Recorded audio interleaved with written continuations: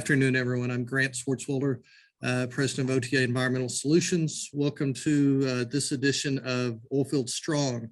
As you are aware probably by now that if you are interested in hearing Chuck's talk after the fact or want to pass it on, or if you want to hear about any of the others that we've had, which have included Vivek with Strive Management, Congressman Pfluger, and then heads up that we will be also having Michael Schellenberger in an upcoming, we're finalizing exactly when that will be. So stay tuned for that. But we have the honor of Mr. Chuck Yates today.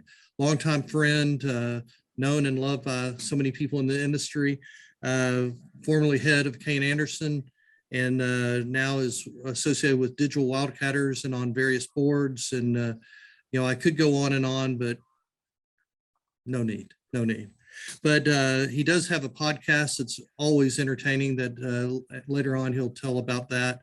But, I have to start off initially, Chuck, nothing like insulting my guests, but I do have a question of whether this hoodie, if that was because of Fetterman, or if Fetterman is because of you, because it seems like y'all are both trying to rock the hoodie action. So could you clarify that?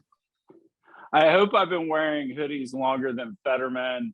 I certainly know I wear a smaller size than Fetterman. So we'll just leave it at that. All right. Well, good. Well, just you do rock it better than he does. So, well, we're going to take a little bit of a different on our approach here and talk more about some breaking news of the windfall profits tax proposal that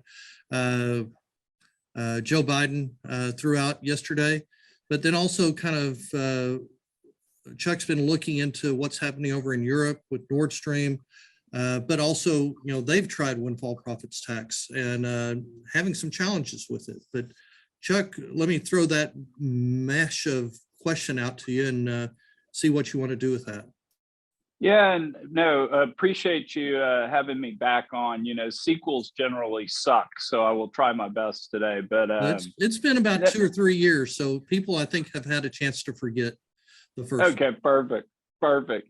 No, it's interesting when you think about the windfall profits tax, because ultimately, at the end of the day, I think what investors have told at least public oil and gas companies is, hey, you're going to trade at a 3x or a 4x multiple because I'm not sure how much longer you're going to be around, and I want to suck as much cash as I can out of my investment. And if you think about it, at 10x EBITDA, I've got an incentive to create a lot of EBITDA. I'll go spend every dollar I have to drill wells, etc. At 3 times EBITDA, guess what? I'm just going to send my cash back to my shareholders and not go through the headache of running the rigs. So I think a lot of the president's rhetoric about ending fossil fuels, no more fracking on public lands, no more pipeline, is coming back to bite him a little. And then if you take it a step further, okay, prices are up. Let's say it's Putin's fault because of the war. Okay, I'll give you that. And companies are making a lot of money. It feels a little selective, though, in his indignation, if you will. I actually did some math. It's rare that I do it, but Grant, I did some math. Wow. If you look at Exxon, Chevron, Shell, year to date, they've made 43 billion, 29 billion, and then $32 billion of net income. What's interesting is compare that with Microsoft, Apple, and Google, who have made 70 billion, 65 billion, and 46 billion year to date. And I hate to do comparison and stuff, but this I find pretty interesting. If you look at the net profit margin, so old school accounting, net income divided by revenue, Exxon's 13.5%, Chevron's 16%, and then Shell's 11.4%. Listen to the tech guys, 34.5%, 34%, and then 22.4%. So basically you have the oil majors averaging, call it 13.5% net income margins. You got the tech giants averaging just over 30% net income margins. The average company on the S&P 500 averages about a net income margin of 13%. So what Biden is in effect doing is he's sitting there saying, hey, you company are earning net income margins that basically everybody else is, the average, but your investors need lower net income margins, i.e. we're going to tax, a portion of your profits. Because of why? We're not going to touch tech. I mean, if anybody has pricing power, it's somebody that can have a net income margin of 35%. And so I always hate to throw that comparison around. I'd rather be positive or something, but I hate to say it, it feels like we're being picked on with this. Well, with the timing a week before the election, isn't that a little hints and a little politicizing of everything? I think there's that. I think there's also an interesting take too is, Apple's got the almost 35% net income margin. I mean, they literally can blast out an operating system in the middle of the night and render my iPhone inoperable, and I got to go buy a new one. Could you imagine if oil companies were doing that with gasoline? Hey, I know we put some gas in your car, but it's not going to run your car tomorrow because we changed it. So yeah, no, this is totally just politics. It's not going to go anywhere. And here's the really sad thing about it, because I get politics, I get demagoguing stuff. And look, that's happened in America the whole history of the Republic. The sad thing is we're at a point in the world's existence where energy really matters. I mean, people are going to die. There's a war going on in Ukraine where people are dying. If Europe has a really cold winter, people will die. We need a very thoughtful discussion about energy. We need a thoughtful discussion about the transition. I mean, I've started digging into a lot of the data just to get my arms around it. And the bottom line is there has been a rapid rise in temperature over the last, call it 100 years, along with the rise of CO2. Now, I'm not one to say that correlation is causation. We need to study it, but I will say we ignore that at our own peril. But we do need to make sure that, if we're going to do this transition, can we do it by spending $5 or $10 trillion instead of $75 trillion? Because if we spend $75 trillion, we're going to impoverish people. So the long-winded thing I would say back to the president is you can demagogue this to try to win an election, or be, as you said you were going to be, the grown-up in the room, and let's sit down and be really thoughtful about what we can do about energy. Because at the end of the day, I mean, it really is life and death. Well, and then you look back at several things that come out of that comment, but one is, if you look back at the history of windfall profit tax, and they're doing it in Europe and not having the best luck with that, but then when they did it here in the US during Carter's tenure, yes, they raised a lot of money, but the oil supply dropped significantly. And you could argue that it was not I guess it was successful, especially from a political standpoint, that you got a lot of cash, but did you really achieve what you want, which is a better energy market? Yeah, no, I mean, at the end of the day, the world needs more oil. I mean, that's just a cold, hard fact at this moment in history. And I've never seen something grow when you tax it more. That doesn't ever seem to happen. And it's really interesting. My friend Brad Olson, who is a co-founder of Recurrent Investment Advisors, wrote a great white paper, and I suggest everybody look it up, where he actually went back and looked over, called the last 75 or 80 years. And do you know what the best predictor of future inflation is? Energy price? I don't know. It's no, you're getting really close. It's actually not actions by the Fed, raising rates or whatever. It's actually current year CapEx spent looking for oil. So if you're in the top quarter of historical CapEx amounts spent, 2 and 3 years later, inflation's really low.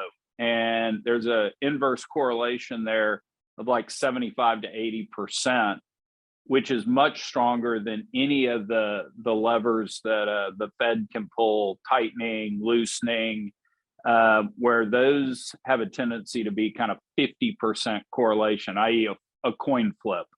And so it is really important.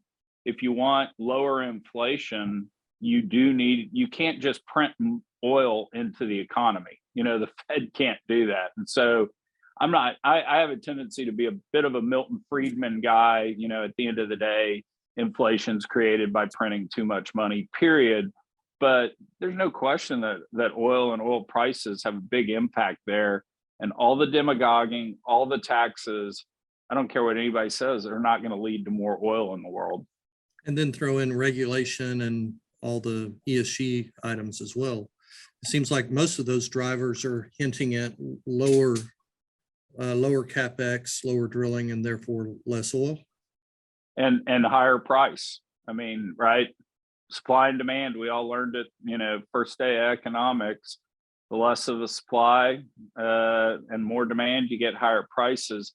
I think there was one important thing that happened, and it's very underappreciated, and it's kind of related here, so I'm going to get up a little bit on my soapbox. Biden was able to make an appointment to the FERC. There are 5 FERC commissioners, and the appointment he made tossed it 3-2 to the Democrats. And the first thing they did, and it's the first time they've done this in 21 years, is the FERC actually changed up the process by which they go through to approve something. And I'm kind of going to booger up these details, but the spirit of is now what you have to do to approve a project at the FERC level is consider climate change. And it's not a relative climate change. It's not, oh, they're going to put in a pipeline and that's going to replace a 50-year-old pipeline, so it'll be better because that old pipeline was leaking or whatever. It's an absolute standard, meaning if it puts out 0.0001 of whatever unit of methane you want to say, that can be used as a justification for not approving a project. And so that's horrific, because we're not going to be building pipelines. And Toby Rice over at EQT's got a great graph that literally you can graph the price of natural gas in America, and it correlates really very strongly to the amount of pipelines being built in the United States. And so we're not building pipelines anymore, as evidenced by Biden killing Keystone on his first day in office. And so people are just going to have to accept we're going to have higher energy costs if we don't build the infrastructure for it. And the other take on that is, if you like, especially out in the Permian, most folks are saying that they're flaring and they have a lot of emissions because there's not enough takeaway. So if you generate more takeaway and more pipeline, it sounds like you could generate more, the commodity going through it, but that's going to help on minimizing the emissions and the vapors and that. So it could also help on the climate side too. No, and Grant, you probably know midstream better than I do, but at the end of the day, think about what you're asking an investor to do when you're asking them to build a pipeline. You're basically saying at some point, and let's call it 7 or 8 years, you'll get your money back. And then for the next 12 years, you'll make money, which is a sufficient return for you to do this. Well, who does that when an administration's running around saying we need to use less fossil fuels? And so it just totally changes the dynamic of capital available, as well as companies' outlook for taking on longer term type projects like that. So, I mean, you could service the Permian Basin because it's all in Texas and avoid FERC and build pipelines. It's just, who the heck wants to do it if you're out of business in 3 years? Well, and you're describing just part of it. Federal, you've got a lot of other localized environmental issues and zoning and permitting and all that makes it an incredibly challenging way to go. So it's, I mean, I think the single craziest thing on the planet when it comes to energy policy in the United States is, do you know they import LNG into Massachusetts? I mean, here they are. I mean, imagine a map of the United States. I mean, how far is the Massachusetts away from the Appalachian Basin where there's more natural gas than you shake a stick at, right? It's not far. I'm sure we, could get after it in 3 to 6 months and build a pipeline up there. But literally, LNG that could be saving Europe from the grips of a titan like Vladimir Putin. We're importing LNG from Trinidad. And so that's crazy, right? Because so we can't build a pipeline there. We can't get FERC approval. I'm looking at the map in my head, so I may have this wrong, but I doubt New York's going to let us cut through New York or whatever we have to do to get there. That's problem number one. So then you go, okay, we'll import LNG to Massachusetts. How are we going to get it there? Well, let's just ship it from Texas because we got a lot, in Texas and Oklahoma. We'll take it. Well, you can't even do that because of the Jones Act. And the Jones Act is, I believe, the American Naval Time Act of 1912 or 1920. It's a 100-year-old, more than 100-year-old act that basically says if you go port to port in the United States, you have to use a ship that was built in the United States. It's got to have a American crew and all this. There are only 2 ships that are Jones qualified to actually transport LNG, and they only have enough LNG to kind of fuel ships out at sea. So they economically can't take it from Texas.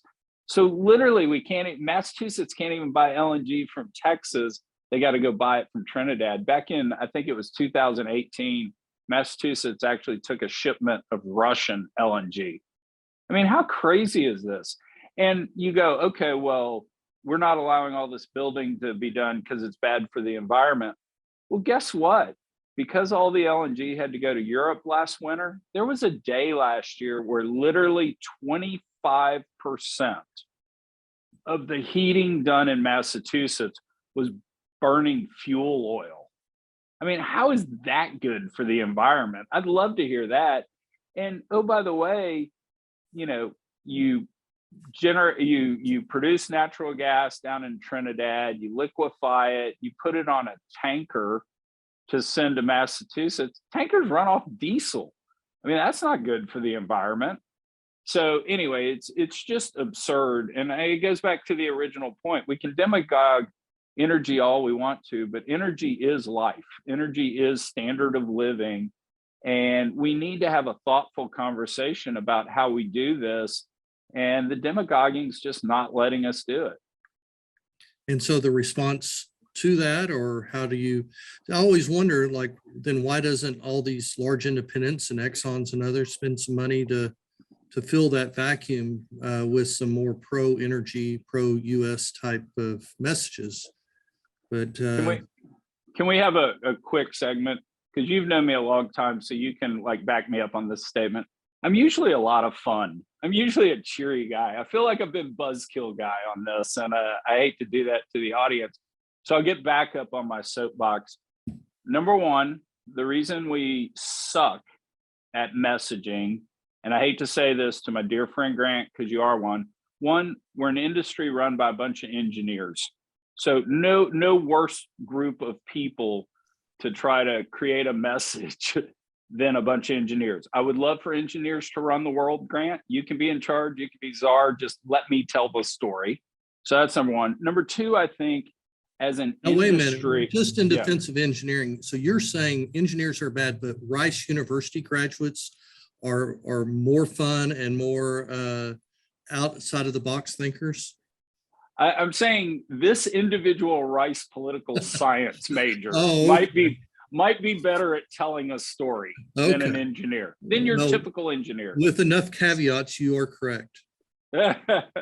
So number two, I think the other thing that's happened is we wind up producing a commodity, right? And we just sell it into the market. So we're not Nike saying, hey, we got you got to buy our shoes because we're better than Adidas or whatever. So we don't really have storytelling or marketing in our business. That's not our part of what we do on a day-to-day basis.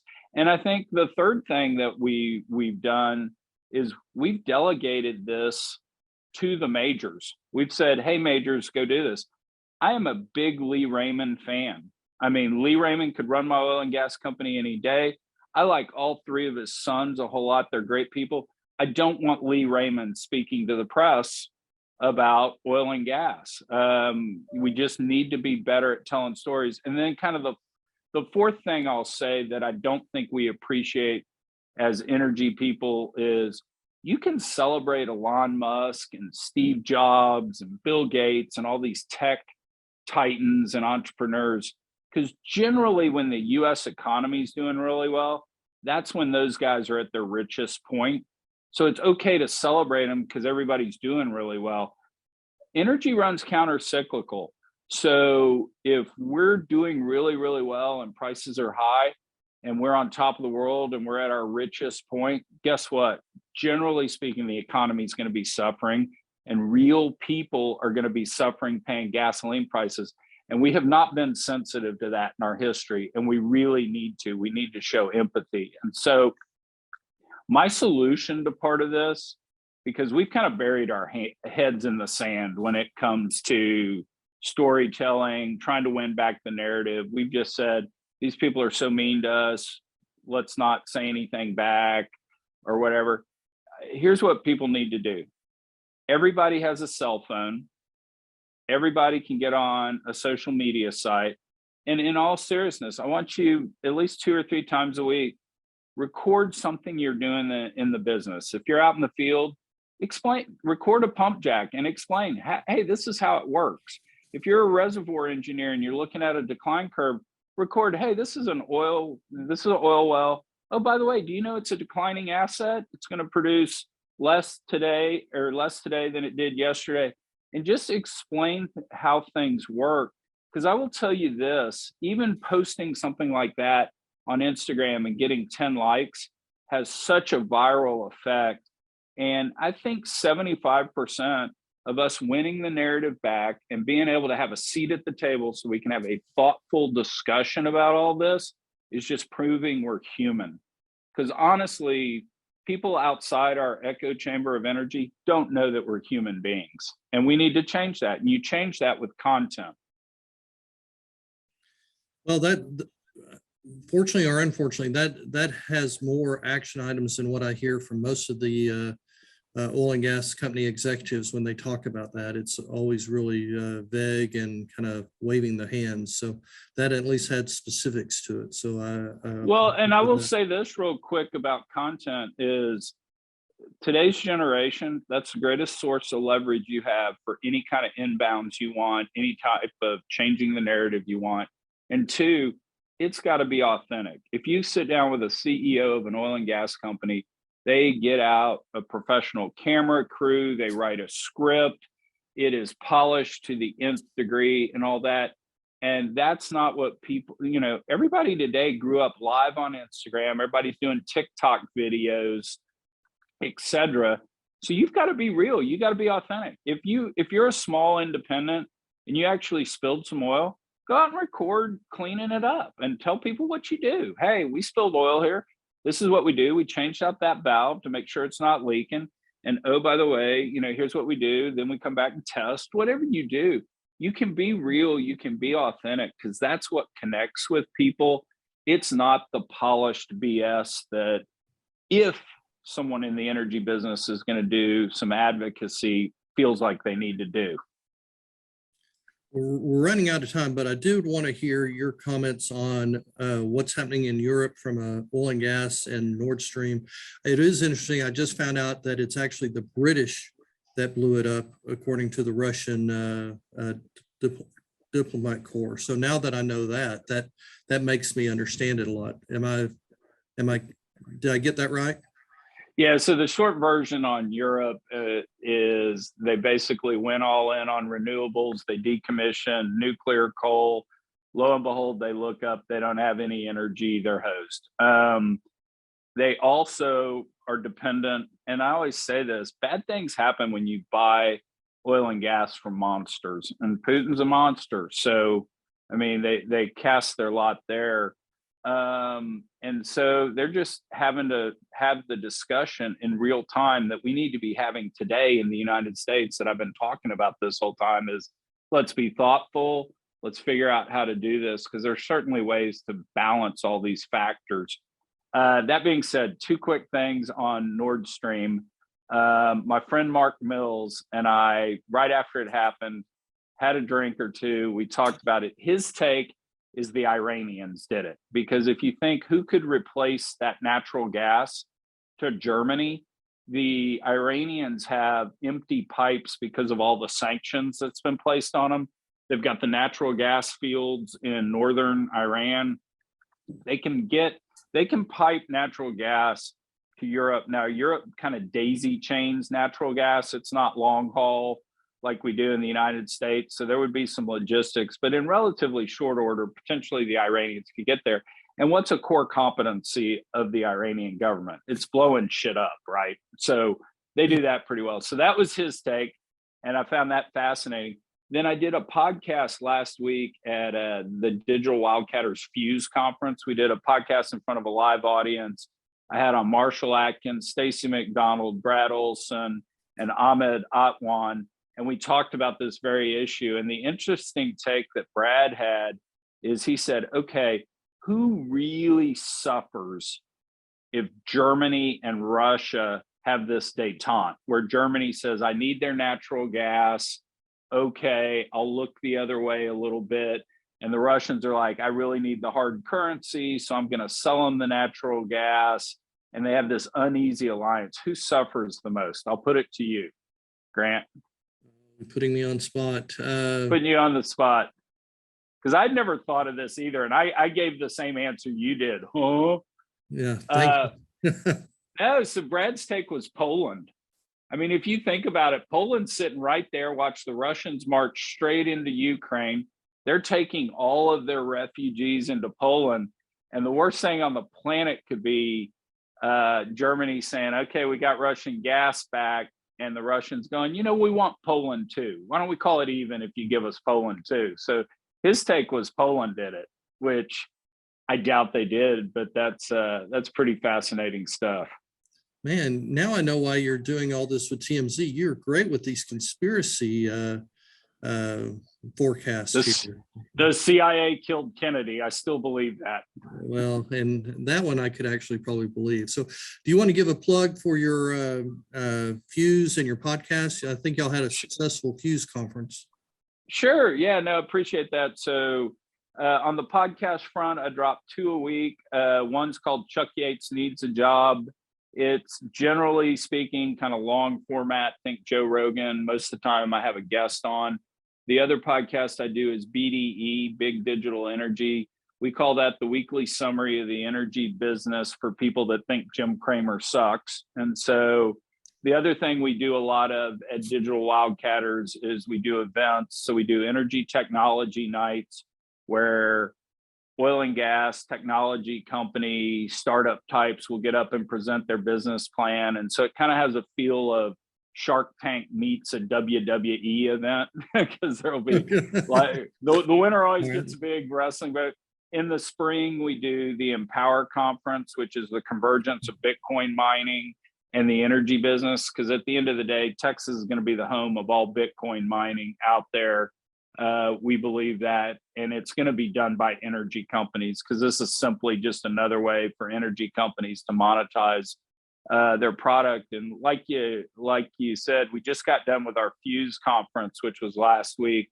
And the point of Fuse was to bring everybody together in the energy business. If you make it, i.e. oil and gas, renewables, electric generation, if you move it, transmission, pipelines, if you use it, we had electric vehicles out there. Let's all get into the same spot and start talking about how we solve the world's energy problems. This discussion you and I have been talking about the whole time, because normally when we get together, we're like this dysfunctional family, oil and gas is the drunk grandfather in the corner, and maybe renewables is Uncle Bob's third wife who's overly sensitive and talks too much about AA. Instead of being that dysfunctional family, let's get together and talk about technology and how we make the world better. And we had some real conversations come out of Fuse that I think are hopefully going to go a long way to help this problem we've been talking about the whole time. Chuck, definitely always enjoy visiting with you and always entertaining. Urge you all to go check out his podcast. It is as entertaining as this 30 minutes has been, even more so because I'm not on there. It's all more about Chuck. So we still need to get you on, Grant. That doesn't buy you a pass. You still have to come on. Chuck Yates needs a job. Well, let me go get some good stories to tell. So, well, good. Everyone, appreciate everyone's attendance and look forward to y'all participating when we have Michael Schellenberger and a couple other good guests coming up. Chuck, thank you very much, sir. Thanks, Grant. Always a pleasure.